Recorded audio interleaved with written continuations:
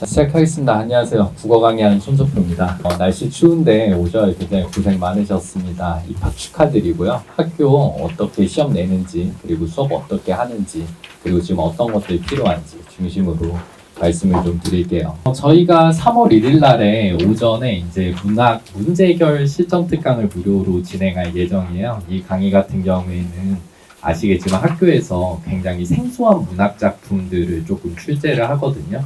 그래서 어떤 식으로 처음 보는 작품들을 접근할지를 조금 알려드리는 강의다. 이렇게 이해하시면 될 것 같고요. 너무 학생들 일찍 보고 싶어가지고 제가 1이라고 썼다가 7로 잘못 썼는데 17일 아니라 7일이에요.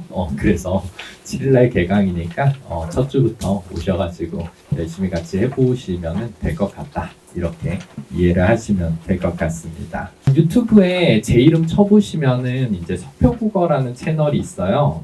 좀 재밌는 부분은 제가 해마다 직접 수능 시험장에서 시험에 응시를 하고 시험 응시한 소감을 브이로그로 매 촬영을 하고 있거든요. 이제 제가 올해 벌써 강의를 시작한 지가 이제 18년 차가 됐더라고요. 그래서 제가 수능을 15번 정도를 이제 응시를 한 것 같은데 해마다 시험에 응시를 하는 것들이 사실 어찌 보면 조금 부담일 수도 있는데 집 밖에서 혹은 뭐 집에서 시험지를 보는 것과 시험장 안에서 학생들이 직접 시험지를 볼 때 느낌이 굉장히 많이 다르거든요.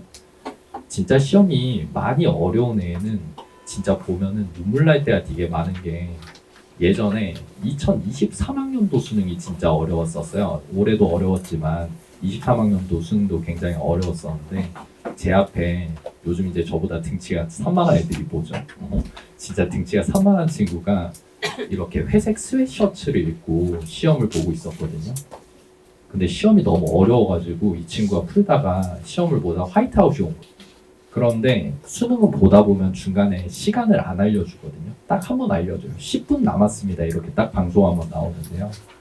그래서 이 친구를 보고 있는데 이 친구가 안 움직여가지고 뭐지? 이러면서 보면서 이제 저는 시험지를 검토하고 있는데 10분 남았습니다. 방송이 나오고 종이 칠 때까지 이 친구가 식은땀을 흘리는 거예요. 저는 눈앞에서 회색 스웨셔츠를 보고 있는데 실시간으로 이 친구 땀이 땀범벅이 되더라고요. 그 친구가 시험 다 끝나고 시험지를 다 거둔 다음에 저를 돌아보면서 한마디를 하더라고요. 형님 죄송한데 담배 있으세요? 그래서 그 친구가 그러고 집에 가더라고요. 네, 근데 진짜 시험 보다 보면 별의별 일들이 다 있습니다. 그래서 시험 진짜 좋아해서 제가 대학원에서 석사학위 논문을 수능 문항 분석으로 받았거든요. 그래서 실제로 시험을 조금 아는 사람의 강의를 들어보는 건 사실 좀 의미가 있다 이렇게 생각을 해요. 하나 넘겨보시면 이제 4가지 얘기를 중심으로 해드릴게요. 보인고는 학습이 덜 된 학습자한테 굉장히 불친절합니다. 이제 불친절해요. 이래서 예전에 수업 듣던 보인고 모 학생은 너네 학교 시험 어때라고 물어봤을 때 그 친구가 딱 쓰게 웃으면서 국어 내신이 아니라 천하제일 국어대회예요. 이런 식으로 얘기를 하더라고요. 근데 왜 불친절할까라고 생각을 했을 때 이미 충분히 알고 있다고 전제를 하고 시험을 출제를 하는 측면이 있어요. 그러니까 일반적으로 직선 비교할 수 있는 남학교 수업들 중에서 아예 A부터 가르쳐주는 레벨의 학교가 있는 반면에 그냥 A부터 안 가르쳐주고 너네 충분히 A, B, C 정도는 배우고 왔지? 라는 식으로 수업을 시작하는 느낌이 있다면 보인고 국어 수업은 사실 좀 후자에 가깝습니다. 네, 그러다 보니까 어떤 측면에서든 국어 학습을 시키려고 노력을 저는 겨울에 하셨을 거라고 생각을 하거든요. 여기 계신 분들 중에서 아예 국어 학습을 지금 안 하고 계신 분 있으십니까? 그렇잖아요. 뭐라도 조금씩 다 하고 와 있는데 그것도 어찌 보면 약간 모자랄 수도 있는 뭐 이런 좀 경우가 있어요. 이게 좀 공포스럽게 말씀드리는 게 아니라 실제로 학생들이 느끼는 감각이 그렇다는 거죠. 그러다 보니까 이제 시험 자체가 어떻게 보면은 이게 부모님들한테 국어 내신 설명드리는 게 참 어려운 부분이 예전에 저도 이제 나이가 40대입니다만 이제 국어 시험을 어떻게 쳤을까 생각해 보면 자습서 밑에 있는 파란 글씨를 다 외우고 열심히 깜지도 쓰고 막 가셨잖아요. 그렇죠? 저도 열심히 깜지 쓰고 가서 시험 봤는데 요즘은 깜지를 쓰는 게 거의 무의미한 수준인 것 같아요. 진짜로 조금 무의미한 측면이 있습니다. 그러다 보니까 아니 왜 열심히 조금 하면 될 것 같은데 이거 못하고 있지? 이렇게 생각을 할 수도 있는데 그런 본질적인 국어 실력이 되게 많이 중요해요. 근데 국어 실력과 관련해가지고 이번에 1학기 중간고사 기준으로 말씀을 드릴 때 이건 좀 알고 계셔야 돼요. 문학과 관련된 국어 실력이 있고요. 이번에는 이제 문법이 들어가니까 독서, 그러니까 비문학이 들어가는데 이건 사실 크게 중요하진 않으니까 이거 두 개가 이제 중간고사에서 키포인트가 될 텐데 문학에서 본질적 실력과 관련해서 꼭 좀 말씀해드리고 싶은 게 대부분 어휘를 기대하시거든요. 애들이 요즘 고전 어휘 모른다 이런 얘기하는데 그거 너무 당연하고요. 진짜 한자를 안 배우는 세대여가지고 생각보다 잘 모릅니다. 이번에 제가 대치동에서 진행하고 있는 고전시가 강의에서 어떤 일이 있었냐면 한번 생각해 보세요. 시조인데 추풍이 블라블라 이런 식으로 얘기가 나와요. 그래서 제가 그냥 시 읽어주고 추풍이 블라블라를 한 다음에 자 그럼 계절적 배경이 가을이죠? 라고 했을 때 절반은 알아듣는 표정이고 절반은 못 알아듣는 표정이었거든요. 그러니까 어휘력이 처참하다라는 걸 가끔 그냥 어련히 못하겠거니 정도로 생각하는데 그 어련히 못하겠거니에서 한 10단계 밑으로 내려오면 지금 현 수준이에요. 그러니까 추낙추동을 한자로 못 쓰는 레벨이 제가 봤을 때 10명 중에 한 8명이지 않을까? 이렇게 생각을 하거든요. 근데 사실 뭐 이런 것들은 이제 너무 당연한 거니까. 근데 그것과 별개로 문학 강의에서 사실 현재 제일 중요한 것들은 세계관입니다. 이거 정확하게 말씀드릴 수 있어요. 원래 수능 문학 강의가 어떻게 만들어지냐면 선명하게 맞음과 선명하게 틀림의 세계라고 얘기를 하거든요. 흑백 논리를 기준으로 문학을 출제를 하고 있어요. 그런데 공교육의 목적은 공교육을 통해서 공교육을 졸업한 학습자가 기존의 사회 구성원들이랑 잘 섞이게 만드는 게 공교육의 목표잖아요. 그리고 우리나라 공교육의 어떻게 보면은 가장 중요한 어떤 시험 중에 하나가 수능이고요. 근데 수능 국어 문제는 여태까지 굉장히 흑백을 깔끔하게 가르는 문제들이 출제가 됐었는데요. 최근 3년 동안 출제됐던 문제 중에 특이했던 문학 문제가 한 문제씩 출제가 됐었는데 어떤 문제가 출제가 됐냐면 이 문제를 학생들이 실제로 틀립니다. 한번 잘 들어보세요. 예전에 최척전이라는 고전 소설이 수능에 출제가 됐어요. 근데 최척이라는 남편과 이제 아내가 밤에 뜰에서 남편은 피리를 불고 아내는 노래를 불렀어요. 그게 소설의 내용입니다. 선택지에 어떤 선택지가 나왔냐면 감각적인 배경 묘사를 통해서 장면의 낭만적 분위기를 드러냈다라는 선택지가 나왔어요. 여태까지 수능에서 가장 적절한 것을 고르세요라는 문제를 냈을 때 낭만적 분위기라는 게 정답이 된 적은 30년 동안 한 번도 없었습니다. 왜냐하면 가장 적절한 걸 고르라는 건 60만 명이 동시에 고개를 끄덕여야 되는데 낭만적이라는 말은 누가 봐도 동시에 고개를 끄덕이기엔 약간 어려울 수 있어요. 근데 그 선지가 시험 당일날 정답으로 나왔다고요. 그럼 이런 것들은 뭘 의미하냐라고 얘기했을 때 현재 국어교육 종사, 여기서 국어교육 종사라고 말씀드렸지만 이건 사교육 종사자가 아니라 공교육에 있는 교육 정책을 결정하시는 분들 입장에서 봤을 때는 현재 공교육을 듣고 있는 친구들은 이 상황에서 낭만적 분위기를 추출하지 못할 확률이 꽤 높다고 이해를 하고 있어요. 실제로 정답률이 유의미하게 낮지는 않습니다만 꽤 많이 틀린다고요. 그렇잖아요. 누가 봐도 이거 부부가 밤에 남편이 피리 불고 아내가 노래 부르는데 낭만적인 걸 생각을 못하는 학생들이 꽤 된다라는 거죠. 그러니까 어휘를 못하는 것 같지만 곰곰이 생각해 보면은 지금 친구들과 부모님들의 세계관이 꽤 많이 다르다고요. 심지어 현대문학 같은 경우에는 더 힘듭니다. 일제강점기 소설도 현대문학이거든요. 일제시대 현대문학 보다 보면 현대소설 어떤 문장이 나오냐면 아버님 바로 이해하실 텐데 남자 주인공이 중국집에서 닭광에 삐루를 먹거든요. 이해되시죠? 근데 여기 지금 친구도 있는데 닭광에 삐루 먹는다는 말 무슨 말인지 이해가요? 그렇잖아요. 이게 어떻게 보면 불과 몇십 년밖에 차이가 안 나는데 아이의 세계관 자체가 다르고 그러다 보니까 부모 입장에서는 아이가 왜 문학을 못할까라고 생각하지만 아이의 자녀분들의 세계관과 어떤 부모의 세계관 아득히 달라요. 근데 또 좀 슬픈 부분은 경향성으로 따졌을 때 딸들은 그래도 드라마를 많이 보니까 지난 세계관에 대한 이해가 상대적으로 빠른데 남학생들의 세계관에서는 100명이 동시에 낙하산을 메고 섬에 가가지고 한 명 남을 때까지 총 쏘는 세계관이라고요. 그렇잖아요. 네, 그래서 이런 것들을 조금 맞춰줄 필요가 있다.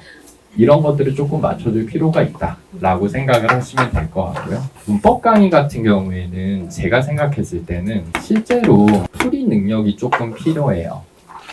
중학교 문법 강의의 핵심은 사실 친구들이 개념 자체가 없다 보니까, 그러니까 9구단으로 따지면은 9구단 2단부터 9단을 못 외우는 상태예요. 그러다 보니까 중학교 문법 강의 특강 같은 걸 많이 보내시면은 좀 비유를 하자면 9구단을 가르쳐 주는 거죠. 근데 실제로 시험 문제는 9구단 자체를 외웠냐 못 외웠냐가 중심이 아니라 두 자릿수 9구단, 두 자릿수 곱셈, 세 자릿수 곱셈, 아니면 등급을 가르는 문제는 거기서 붙여서 인수분해 공식 뭐 이 정도까지잖아요. 그러다 보니까 실제로 고등학교 학생들을 위한 문법 강의는 제가 생각했을 때는 그것들까지를 건드려 줄 수 있는 부분이 분명히 필요하다라고 생각을 해요.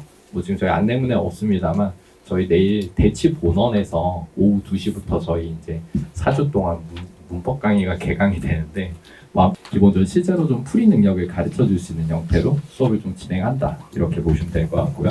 그 다음에 세 번째로 이제 서술형 얘기를 조금 해드릴게요. 실제로 이제 등급이 갈리는 부분이 서술형에서 많이 갈려요. 객관식에서는 유의미한 편차를 못 가져오는데 왜 서술형에서 유의미한 차이를 가져올까? 라고 얘기를 했을 때 이건 남학생들의 학습 경향성과 밀접한 상관이 있다라고 생각을 하는데요.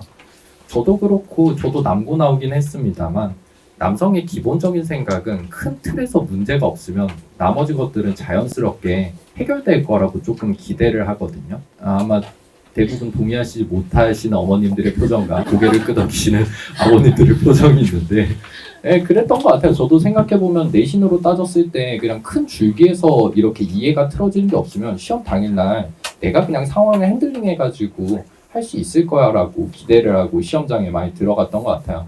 걱정하시지 마세요. 국어는 다 100점 맞았으니까. 근데 이게 좀 쉽지 않다는 거죠. 근데 왜 그럴까라고 생각해보면 대부분 조금 머리가 좋은 학습자들의 특징 중에 하나인데 실제로 손으로 쓰는 걸 진짜 싫어합니다. 그냥 머리로 이해가 됐고 눈으로 봤으니까 자기가 할 수 있을 거라고 생각을 하는데요. 실제로 연습 과정에서 해봐야 시험날 할 수 있는데 연습 때 안 해보고 시험날 할 수 있을 거라고 보는 건 다소 좀 오만하죠. 근데 오만한 것도 이해는 돼요. 왜? 중학교 때 그렇게 해서 A를 계속 맞았으니까요. 근데 이게 고등학교 때는 조금 안 될 수도 있다는 거죠. 중학교 때 자기가 잘하는 줄 알았는데 고등학교 때 갔는데 자기가 조금 잘하는 애들 중에서 평범한 애가 됐을 때 느낌이 드는 거죠. 근데 그 사람이 그때 열심히 치열업 해가지고 따라잡으려고 생각을 해야 되는데 그게 아니라 안 한 다음에 내가 안 해서 이렇다라고 정신승리를 하는 경우들이 꽤 많아요. 굉장히 흔한 경우거든요. 근데 되게 희망편에서 지금 절망편 얘기하는 것 같은데 실제로 그런 학생들이 꽤 많습니다. 어려움에 직면하고 지금 그렇게 결과가 좋지 않더라도 꾸준히 직면하게끔 도와주는 선생님과 함께 하셨으면 좋겠어요. 그래서 저희 수업에서는 몇몇 학생들의 서술형 문제들을 띄워놓고 이 친구가 어떤 부분에서 어떤 감점이 있으며 어떻게 고치면 향후 좋아질 거라고 그냥 올려놓고 몇몇 학생들 거를 첨삭을 해주려고 해요. 조교님들이 당연히 다른 친구들 것도 첨삭을 해주겠지만 다른 친구의 틀린 답을 보고 배우는 부분이 좀 분명히 있다라고 생각하거든요. 이런 것들이 사실 국어 수업에서 기대하는 바가 아닐까라고 생각하고 이렇게 수업을 한다라고 보시면 될 것 같고요. 자, 그 다음에 네 번째로는 다양한 시험 관련한 상황에 대한 팁인데요. 이런 부분들은 이제 어떻게 준비를 해드릴 거냐면 저희 수업 클리닉이 이름이 이제 질문의 숲이거든요. 남학생들도 그렇고 국어 클리닉도 그렇고 다들 학원 많이 보내보셨잖아요. 학원 클리닉 보내셨을 때 아이가 몇 시에 왔다, 몇 시에 집에 간다 이런 거 문자 많이 받아보셨죠? 그쵸? 근데 혹시 클리닉에서 무슨 일이 어떻게 일어나는지에 대한 문자 혹시 받아보신 적 있으세요? 네, 그렇잖아요. 네, 그래서 사실 초보적인 국어 학습자랑 같이 클리닉을 해봤을 때 저희가 느끼는 가장 어려운 부분 중에 하나는 질문을 할 줄 모르거나 유의미한 질문을 할 줄 몰라요. 저희가 받는 질문의 레벨은 선생님, 저는 5번 썼는데 왜 답이 3번이죠? 라는 질문 정도를 받습니다.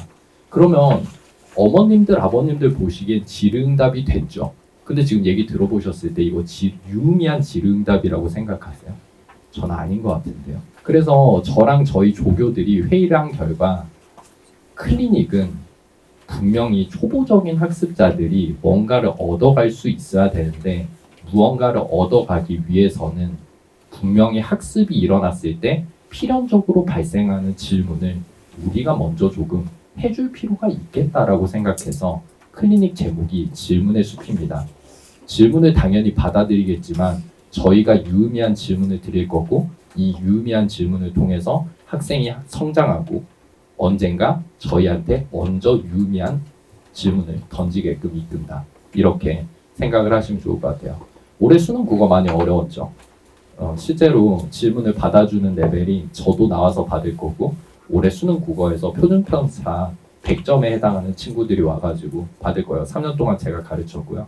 그래서 같이 배웠을 때 오히려 뭐라 그러지? 약간 동기부여도 되고 좋지 않을까 이렇게 생각을 합니다. 그 다음에 두 번째로는 아까 말씀드렸듯이 이제 수능 문항 분석으로 제가 학위를 받았어가지고 이제 문항 출제랑 관련해가지고는 조금 전문적 지식이 있어요. 이제 시판되는 국어 모의고사 중에서 가장 매출이 큰 모의고사 출제진으로 제가 활동을 했었고요. 그래서 이런 것들은 당연히 잘 해드린다. 자, 그 다음에 세 번째로는 이제 요즘은 이런 거 많이 해주더라고요. 이제 학교 필기자료 모아가지고 이렇게 다 해준다 이런 것들 많이 보셨잖아요. 그쵸?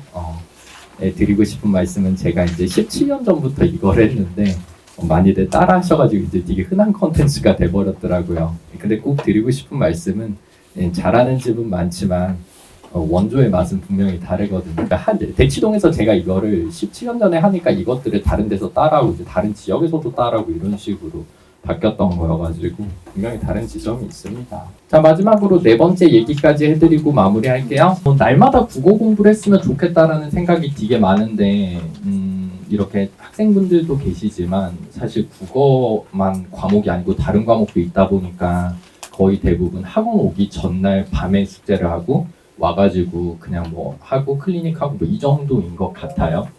근데 이제 국어라는 게 사실 학습의 빈도가 되게 중요하거든요. 학습의 강도보다 빈도가 조금 더 중요한 과목이에요. 실제로 교육학적으로 따졌을 때 운동이랑 비슷하게 는다라고 이해를 하거든요.